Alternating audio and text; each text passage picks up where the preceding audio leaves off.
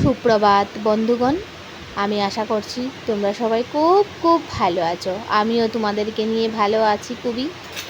আরও একবার Sweety Dutta happy family তার ব্লগ চ্যানেলে তোমাদের সবাইকে জানাচ্ছি স্বাগত।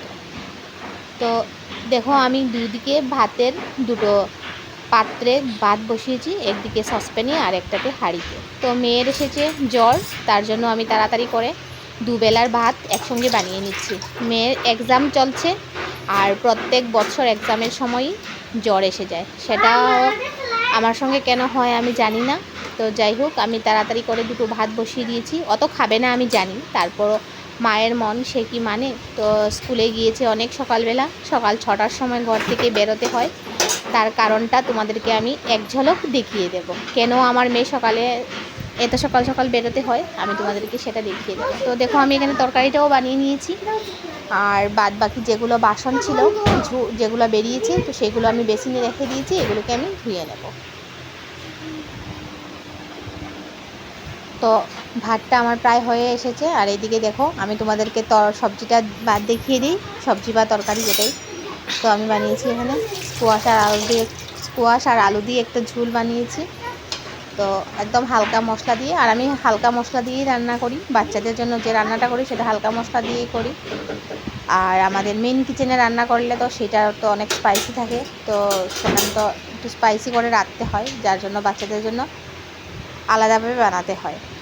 তো রৌদ্রর সূর্য ভগবানের একটা ঝলক পেয়েছি, তার জন্য তোমাদেরকেও একটু দেখিয়ে দিলাম। তো দেখো, খুব সূর্য ভগবানের তেজ ছিল সকালবেলা, কিন্তু পরে আর ছিল না। তো পুরো রান্নাঘরটা আমার অগোছালো হয়ে এসেছে, আর আমি দেখছি ভাতের ফ্যানটা কখন আসবে, কারণ আমার খুব তাড়াহুড়ো তো তার জন্য। তো পুরো রান্নাঘরটা দেখো অগোছালো হয়ে আছে। আমি রান্না শেষ করে তারপর বাসনগুলো ধুয়ে রান্নাঘরকে একবার গুছিয়ে নেব, তারপর অন্য কাজে যাব। প্রথমে রান্নাঘরটা গুছিয়ে নেব, তারপর আমি যাব অন্য কাজে। তো আমি কড়াইটা এখন মেজে নিচ্ছি, আর আমার পেছনে আমার ছেলে দাঁড়িয়ে রয়েছে। তো ও স্কুলে যায়নি, তো সেই একটাই কারণ আমার মেয়ে স্কুলে তাড়াতাড়ি যাওয়ার আর আমার ছেলে স্কুলে না যাওয়ার কারণ একটাই। তো কারণটা চলো তোমাদেরকে আমি একটু দেখিয়ে নিয়ে আসি। তো বাসনগুলোকে এখন আমি মেজে ধুয়ে নিচ্ছি, আর যেগুলো বাকি রয়েছে সেগুলোকেও আমি এখন মেজে নেব। তারপরে এগুলোকে ধুয়ে তারপরে এগুলোকে জায়গা মতো আমি সেট করে রেখে দেব। তারপর ভাতটা হয়ে গেলেই আমি রান্নাঘরটা গুছিয়ে তারপর বেরিয়ে যাব রান্নাঘর থেকে। আর এই দেখো, সকালবেলা দেখো আমি কি করেছি। আজ অনেক দিন থেকেই জুতার র্যাকটা, আমাদের চপ্পলের যে সুরেক যেটা আছে, দেখো চপ্পলগুলোকে ধুয়ে দিয়েছি, আর র্যাকটাকেও ধুয়ে দিয়েছি। তো অনেক দিন থেকেই ধুইব ভাবছি। তো সবগুলো চপ্পল দেখো, তার আগে র্যাকটা ধোয়ার আগে আমি চপ্পলগুলোকে ভালো করে ধুয়ে ক্লিন করে, যেগুলো ধোয়া যায় সেগুলোকে ধুয়েছি, ভালো করে ক্লিন করে নিয়েছি। যেগুলোকে ধোয়া যায় না সেগুলোকে ধুইনি। আর র্যাকটাকেও ধুয়ে আমি এখানে ফ্যানের নিচে দিয়ে দিয়েছি। তো এটা সকালে এই কাজটা আমি সকালবেলা করেছিলাম। তো জুতাগুলো যাতে শুকিয়ে যায় তার জন্য আমি অপেক্ষা করছি চপ্পলগুলো যেন ঠিকঠাকভাবে শুকিয়ে যায়। তারপর আমি এগুলোকে মুছে রেখে তুলে দিয়ে আসবো। এই দেখো, ফ্যানের তলায় আমি সেগুলোকে রেখেছি। এই কাজটা আমি অনেক সকাল সকাল করেছি মেয়েকে স্কুলে দেওয়ার পর। আর এই দেখো, আমার মেয়ে স্কুলে তাড়াতাড়ি যাওয়ার কারণ হলো আমাদের এখানে আজ কয়েকদিন ধরেই ট্রাফিক জ্যাম চলছে। তো আমাদের এখানে একটা ভাঙ্গারপাড় বলে একটা জায়গা আছে, সেই জায়গার ব্রিজটা ভেঙে যাওয়ায় সব গাড়ি এই দিকে যাচ্ছে। দেখো কি পর্যন্ত জ্যাম। আমার মেয়েও 1 ঘন্টার মতো আসার সময় এত জ্বর নিয়ে ওই জ্যামে ফেসে গিয়েছিল। ছেলেকেও স্কুলে দেই না, তার জন্য এত জ্যামের মধ্যে কিভাবে যাবে ও বলো। আর এত ছোটো না, তো ওকে যদি আমি জ্যামের মধ্যে স্কুলে পাঠাই তাহলে যেতে আসতে ওর অনেকটাই কষ্ট হবে, যার জন্য আমি তজর স্কুলটা বন্ধ করে দিয়েছি। তারপর আমাদের রাস্তাটাও একদমই ভালো নয়, তো তার জন্য আপাতত কয়েকদিনের জন্য ওর স্কুলটা বন্ধ। আর এদিকে দেখো, ও স্কুল থেকে আসার পর যেহেতু ওর প্রচণ্ড জ্বর হয়েছে, আমি ওর মাথাটাকে ভালো করে ধুয়ে দিচ্ছি। তারপর ওর গাটাকে ওকে গরম জল দিয়ে, অল্প অল্প পরিমাণ গরম জল দিয়ে ওকে স্নান করতে দিয়ে দেব। তো কারণ স্নান না করলে জ্বরটা তো এখনকার মতো ছেড়েছে, ওর শরীর থেকে চলে গেছে, জ্বরটা ছেড়ে চলে গেছে, কিন্তু যে ঘামটা শরীরে নইলে বসে যাবে সেটাতে তো আরও ইনফেকশন হয়ে যাবে। তার জন্য আমি স্নানটা হালকা হালকা গরম জল দিয়ে মাথাটা ধুয়ে তারপর স্নানটা করিয়ে দেব।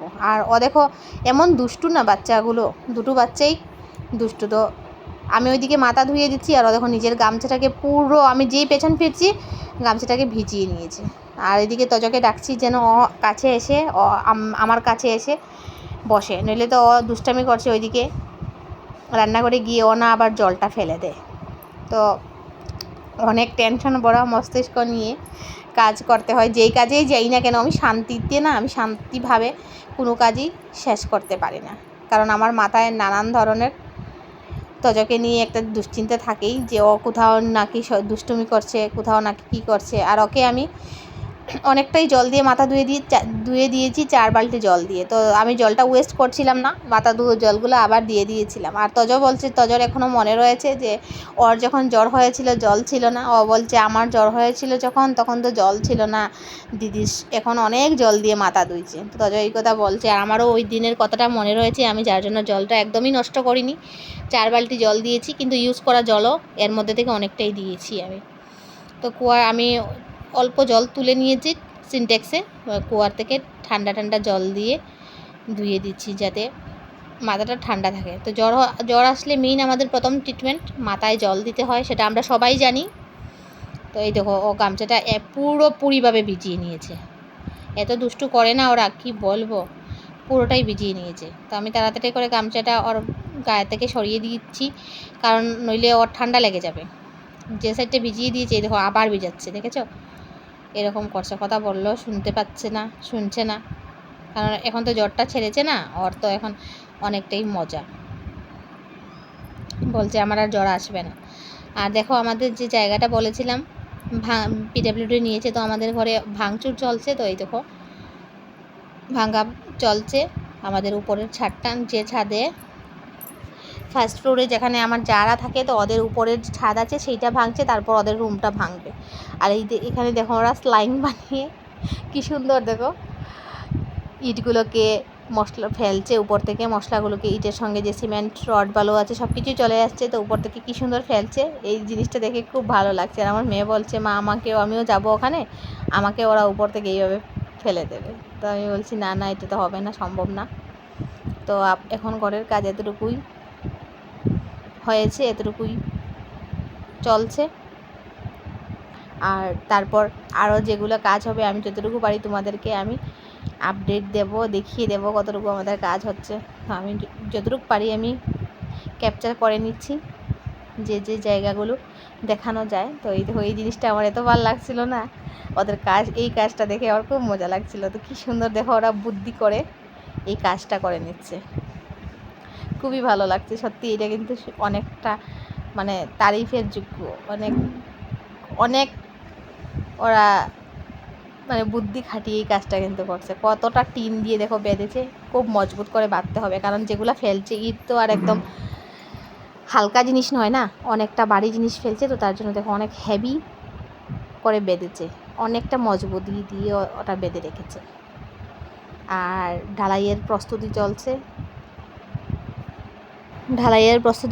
তো ঢালাই হওয়ার আগে তো অনেকটাই ছাদ ঢালাই হওয়ার আগে তো অনেকটাই প্রসেসিং থাকে, তো সেই প্রসেসিংগুলো এখন চলছে। আর এই পোর্শনটাও আমাদের ভেঙে দিয়েছে, কারণ এই পোর্শনটা ভেঙেছে কারণ ওই নতুন যেটা ঘরের স্ট্রাকচার যেটা ওইটার সঙ্গে ওইটাকে জয়েন্ট লাগিয়ে দেবে, তার জন্য এই পোর্শনটাকেও ভেঙে ফেলে দেওয়া হয়েছে। আচ্ছা, এখানে ওকে আমি মাথা ধুইয়ে স্নান করিয়ে তারপর শুইয়ে রেখেছি, ফ্যানটা চালিয়ে দিয়েছি, ওর গরম লাগছে তো। আর এখানে তজ ওকে দেখো ডিস্টার্ব করছে, ঘুমোতে দিচ্ছে না। দেখো আমার তজর কাণ্ড, অনেক বড় ঘটনা ঘটিয়ে দিয়েছে। তো এটা পরের দিন দেখো এখানের মধ্যে ফ্লাড এনে দিয়েছে, বেসিন সিঙ্কের যে পাইপটা আছে সেটাকে পুরো খুলে আর জলের সেই কানেকশন খুলে নিয়েছে, জলের সেই কানেকশন অফ করতেই আমাদের ঘরে ফ্লাড চলে এসেছে।